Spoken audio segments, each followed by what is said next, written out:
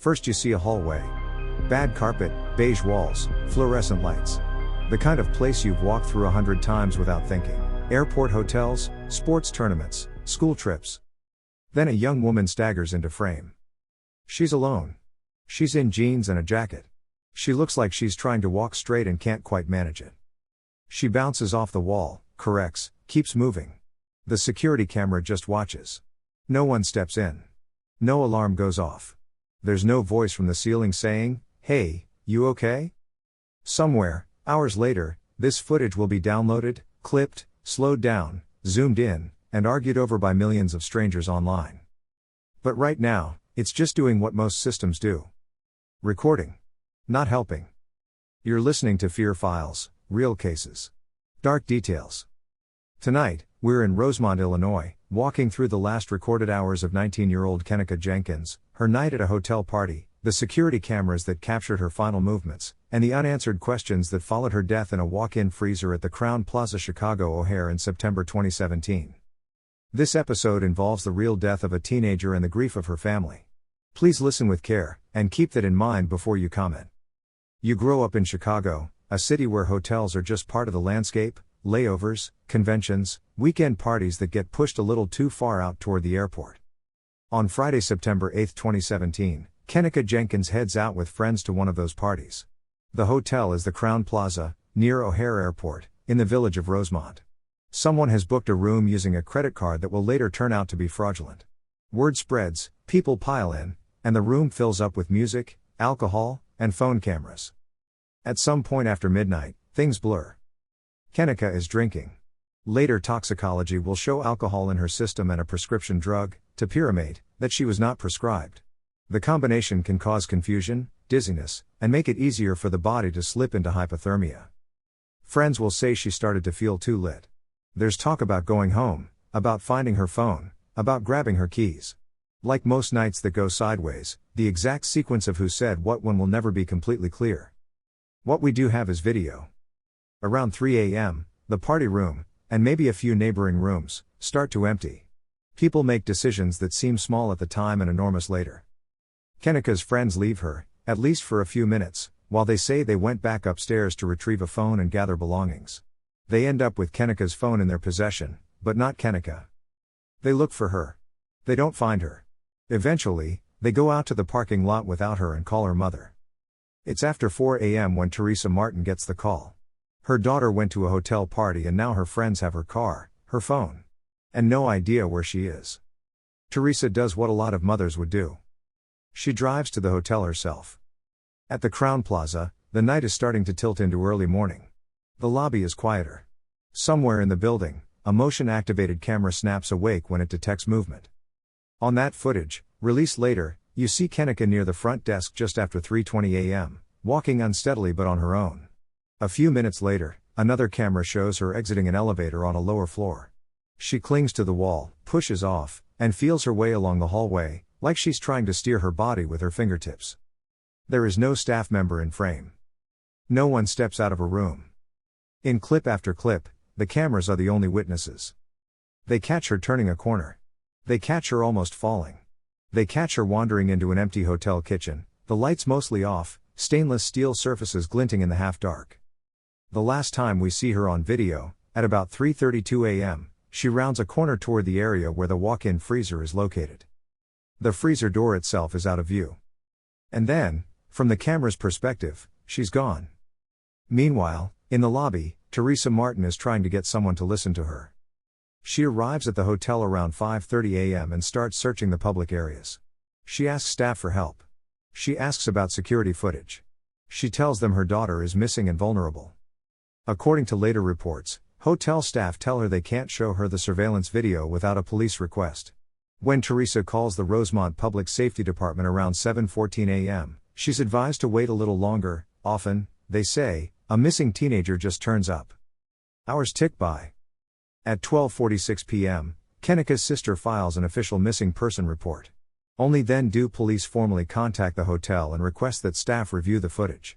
Even then, the first search through the videos focuses on entrances and exits, doors, lobbies, parking lots. Nothing obvious appears. Teresa and family members return that evening and start manually knocking on hotel room doors themselves, floor by floor, desperate for any sign of her. A staff member eventually calls 911 to complain about them disturbing guests. Somewhere in the building, the freezer is still running. Around 10 p.m. Saturday night, nearly a full day after Kenneka was last seen, someone going through broader camera footage spots her staggering through the hotel in the early morning hours.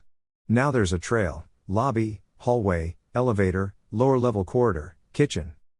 The path leads investigators down to a little used kitchen area in the basement, one that's supposed to be inactive but still has its walk-in freezer operating.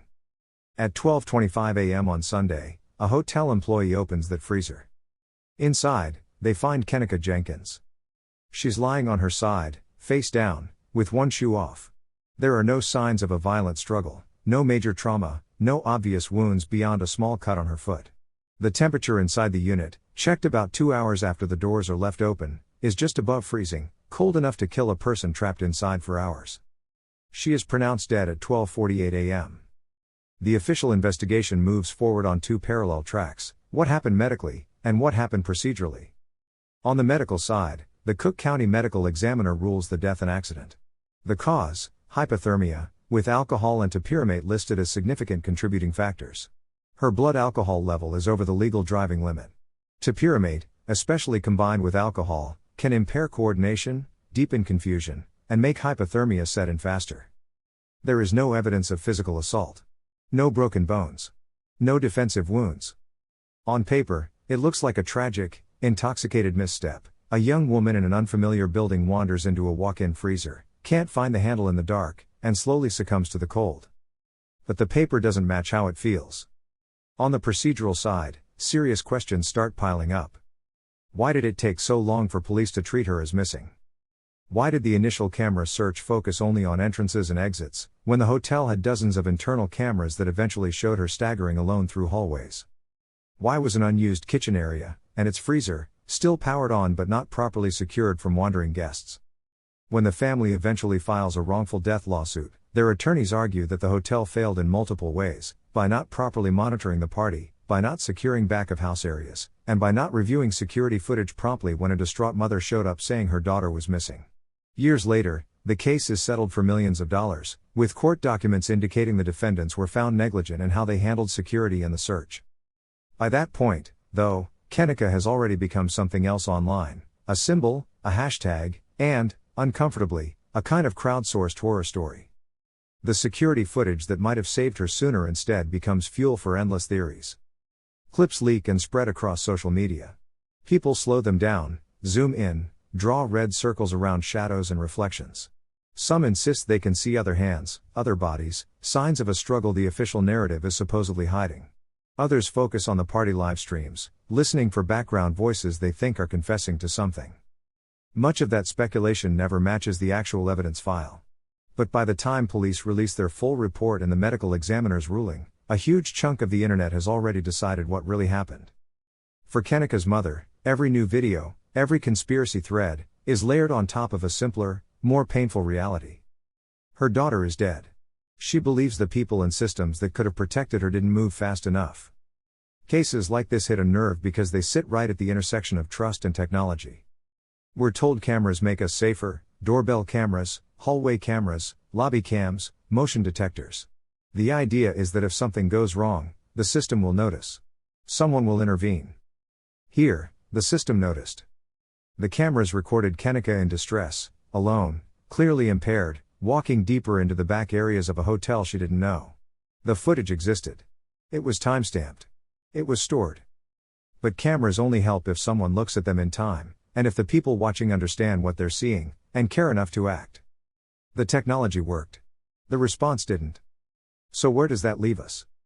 On paper, the death of Kenneka Jenkins is an accidental hypothermia case in a hotel freezer. In practice, it's something messier: a story about a teenager who never came home from a party, a mother who had to fight to get anyone to take her seriously, a building full of cameras that became evidence after the fact instead of protection in the moment. It's also a reminder that real people live inside these headlines and hashtags. Behind every clip played on loop is a family that has watched it once and wished they never had to see it again. If you're listening to this and you live in or around Chicago, you might have driven past that hotel. You might have booked a room there once. You might have walked through a lobby just like that and never thought about what's behind the employee's only door. The next time a case like this starts trending, remember, theories aren't justice. Clicking replay isn't the same thing as helping. You've been listening to Fear Files, Real Cases. Dark Details. Stay safe out there. Watch out for your friends when you go out. And if someone you love says, they didn't come back, believe them the first time.